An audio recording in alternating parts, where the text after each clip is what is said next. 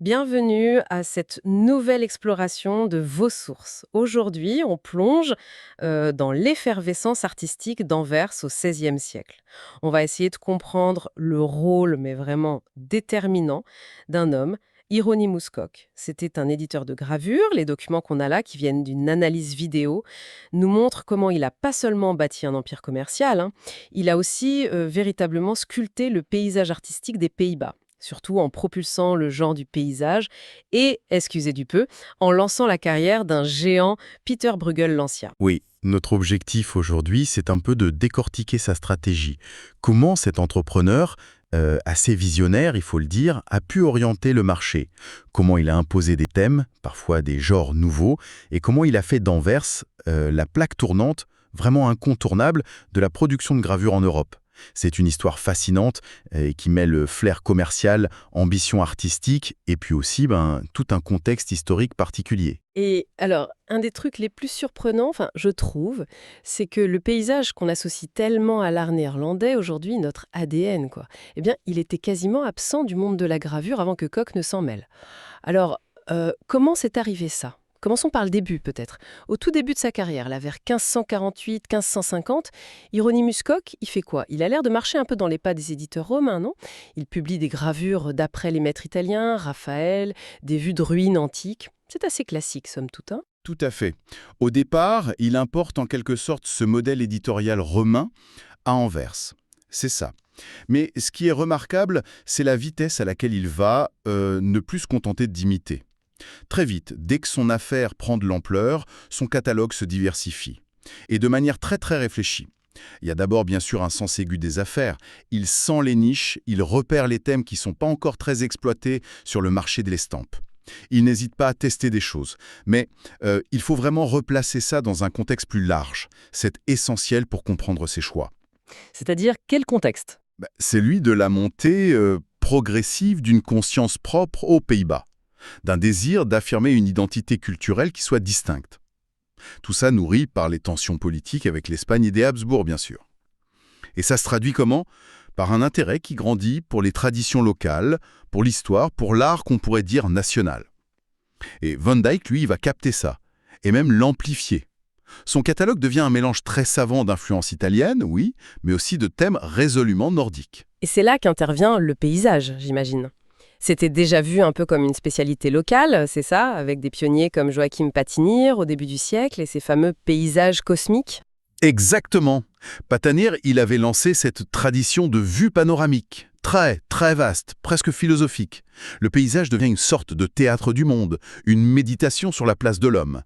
C'était une fierté locale, clairement.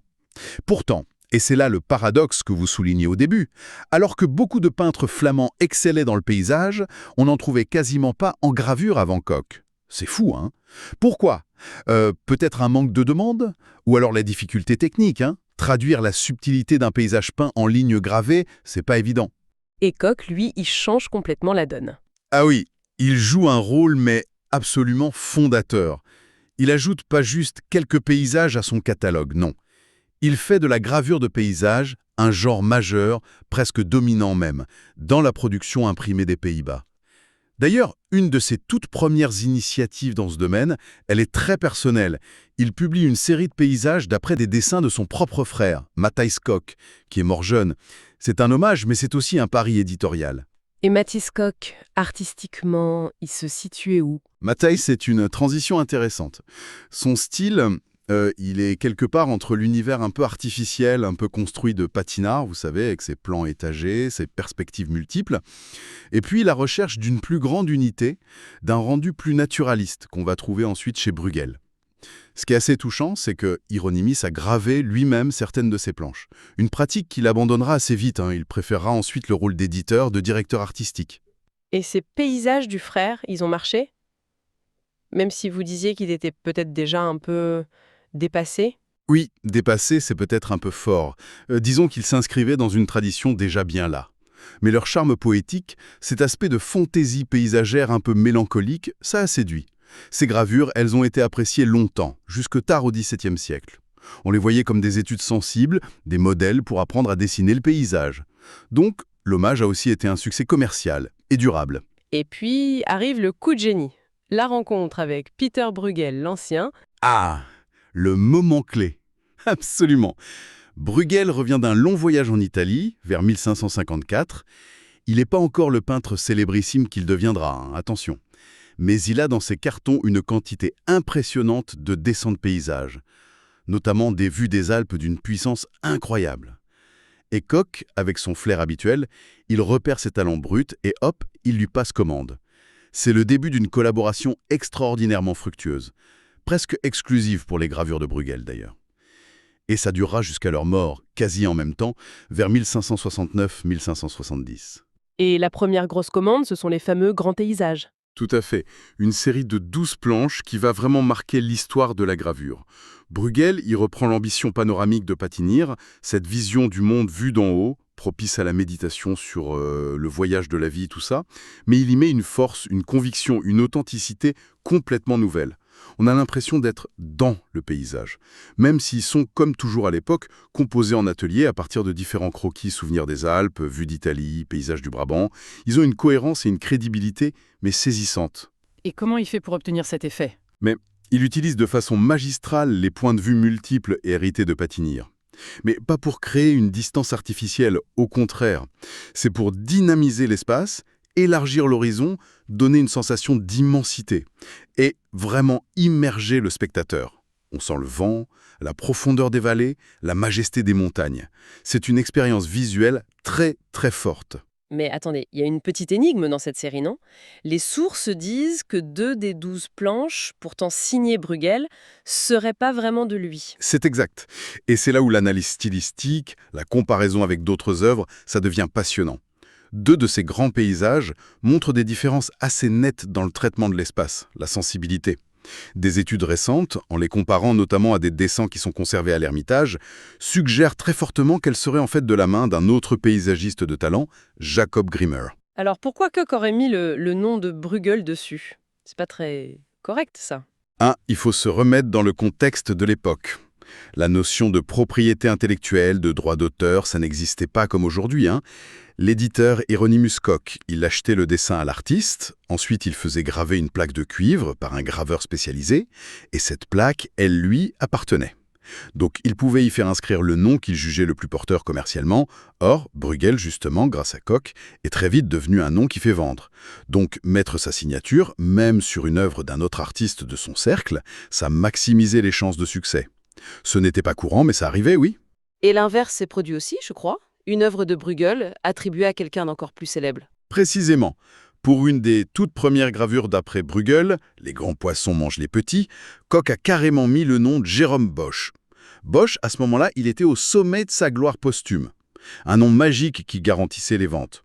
Koch savait très bien que le dessin était de Bruegel, mais bon, choix purement commercial. Quant à Grimmer, même s'il n'avait pas le génie visionnaire de Bruegel, il était important, parce qu'il fait partie de ces artistes qui commencent à intégrer de plus en plus de motifs spécifiquement flamands. Des moulins, des fermes, des villages, au sein de ces grandes vues panoramiques. On revient à cette idée d'identité locale qui s'affirme de plus en plus. Tout à fait.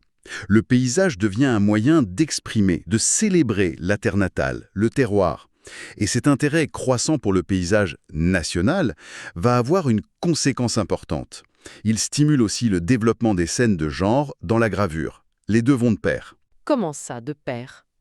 Le genre existait bien sûr, mais souvent comme un élément secondaire dans des scènes religieuses ou allégoriques.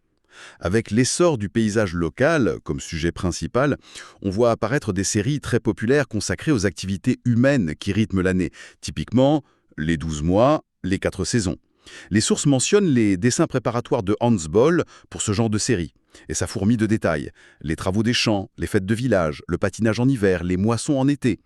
Ces scènes de la vie quotidienne, bien ancrées dans le paysage flamand, elles connaissent un succès immense. Le genre prend son autonomie et dialogue constamment avec le paysage. Et dans tout ce bouillonnement, Koch lance encore une autre série qui semble aller un peu à contre-courant. Les petits paysages. Oui, alors ça, c'est une publication absolument révolutionnaire, vers 1559-1561. Fini les vues cosmiques, les panoramas grandioses. Place à de petites scènes rurales, toutes simples, modestes, une ferme isolée, un chemin creux, des arbres au bord de l'eau. Et le tout par un artiste resté anonyme, qu'on appelle aujourd'hui le maître des petits paysages.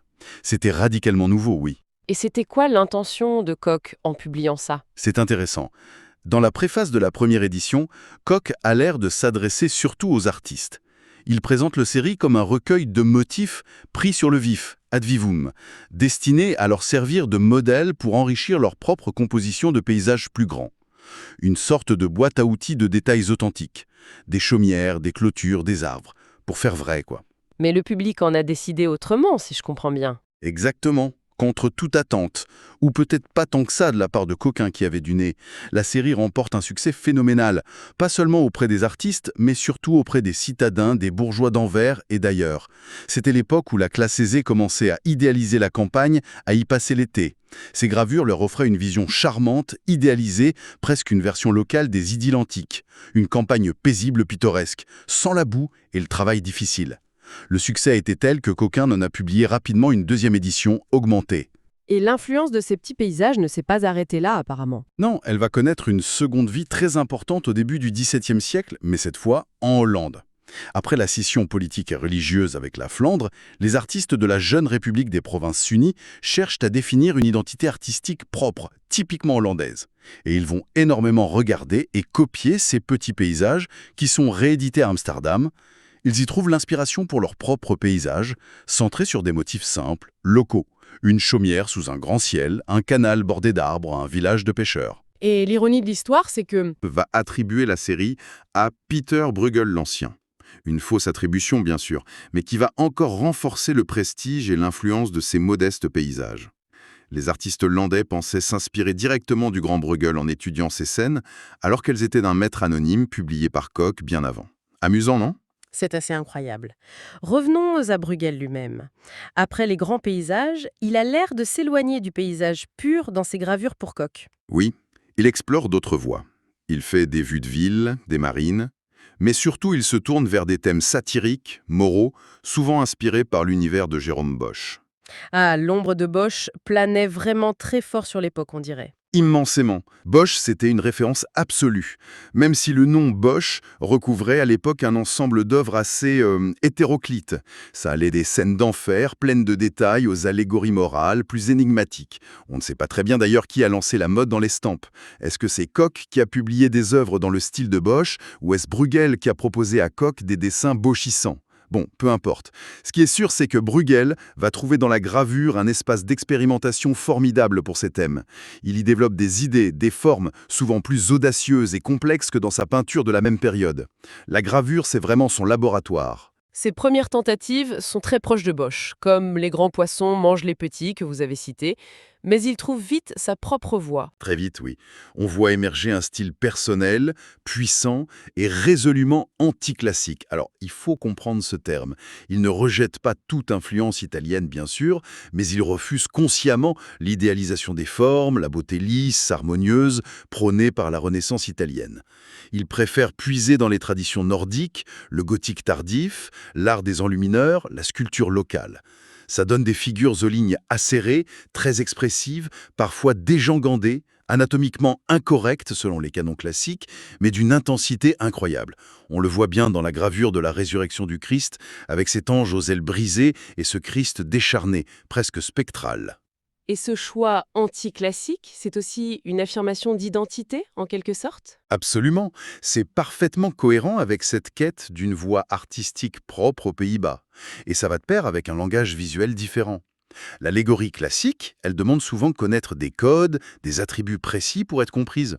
Bruegel, lui, il développe un langage plus direct, plus intuitif, qui parle par l'association d'idées, par l'expressivité, par le grotesque même. Prenez sa série des 7 péchés capitaux, par exemple. Oui, comme la paresse ou l'orgueil. Elles sont remplies de détails étranges, de créatures bizarres. Oui, certains détails nous échappent peut-être aujourd'hui parce qu'ils renvoient à des proverbes flamands de l'époque qu'on ne connaît plus forcément. Par exemple, dans La Paresse, le personnage principal dort, mais littéralement la tête appuyée sur un coussin porté par un démon. Ça illustre le dicton « La paresse est l'oreiller du diable ». Mais même sans saisir toutes ces subtilités, le message principal est limpide. Le péché, c'est laid, ça déforme, ça mène à un chaos monstrueux qui rappelle l'enfer de Bosch. La laideur et le grotesque des figures suffisent à transmettre l'idée morale de façon immédiate, très directe. Et cette autre composition incroyable, la bataille entre les tirelires et les coffres-forts.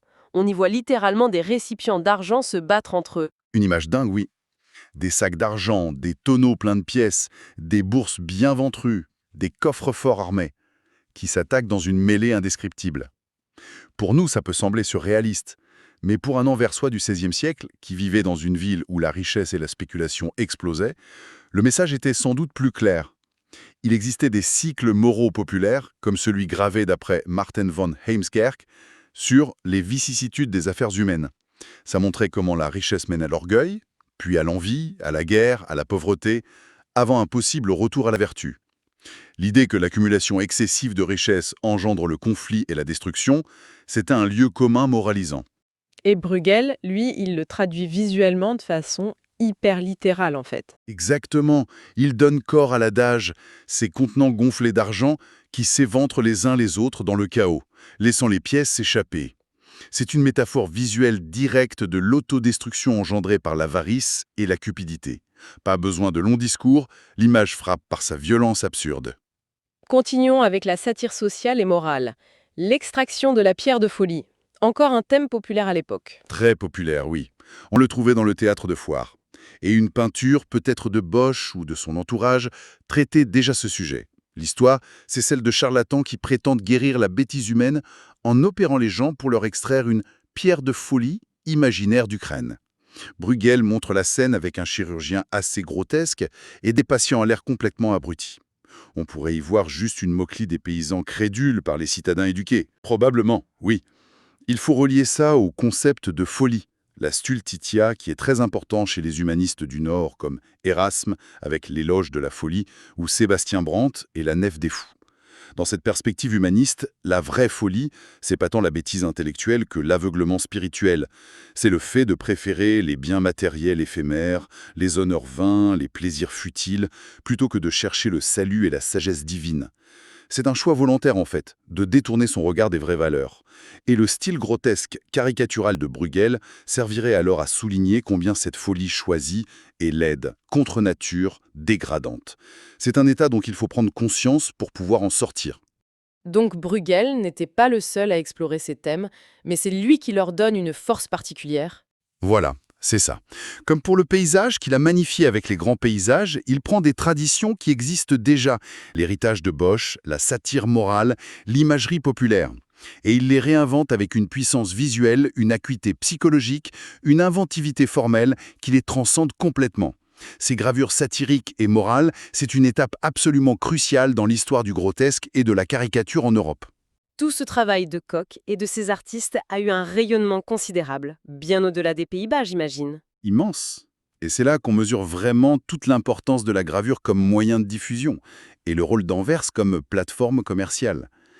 Les estampes produites dans l'atelier de Koch, qui s'appelait Au 80, elles se vendaient partout où les marchands anversois allaient, c'est-à-dire dans toute l'Europe et même au-delà. C'est particulièrement frappant dans le domaine de la gravure d'ornement, Pourquoi celle-là spécifiquement? parce qu'elle avait une fonction utilitaire très directe. Ces gravures servaient de modèle aux artisans, les ébénistes, les orfèvres, les architectes, les sculpteurs, les tapissiers. Elles leur fournissaient des motifs, des idées de décoration. Et Koch a été un éditeur majeur dans ce secteur aussi. Il a publié les créations de deux figures dominantes. Cornelis Fleuris, pour commencer. Oui, Cornelis Fleuris de Vrindt, architecte et sculpteur, frère du peintre Franz Fleuris. Il est l'inventeur d'un style qui va porter son nom, le style Floris. C'est une interprétation très personnelle, très exubérante du grotesque italien, ce style qu'on avait redécouvert à Rome, qui mélange de façon fantaisiste des formes humaines, animales, végétales. Floris y ajoute des motifs très caractéristiques, comme les cuirs découpés enroulés, le strapwork en anglais, les masques grimaçants, les guirlandes de fruits. C'est très plastique, très riche. Et ça a eu un succès fou, particulièrement en Europe du Nord, dans les pays baltes, en Allemagne. Et l'autre grand nom que vous vouliez mentionner, c'est Hans Friedemann de Vries. Vredemann de Vries, un personnage fascinant. Peintre d'architecture, maître de la perspective, mais aussi théoricien. Il a consacré une grande partie de sa carrière à créer des modèles pour la gravure. Son grand projet, c'était d'adapter les ordres architecturaux classiques, il admirait beaucoup Vitruve, aux conditions et aux goûts des Pays-Bas et de l'Europe du Nord. Il ne voulait pas juste copier les temples grecs et romains tels quels. Non, justement, il pensait, comme d'autres théoriciens en France ou en Allemagne à la même époque, qu'il fallait adapter ce langage classique. L'adapter aux matériaux locaux, la brique, le bois, au climat, les toits en pente, aux traditions de construction régionale.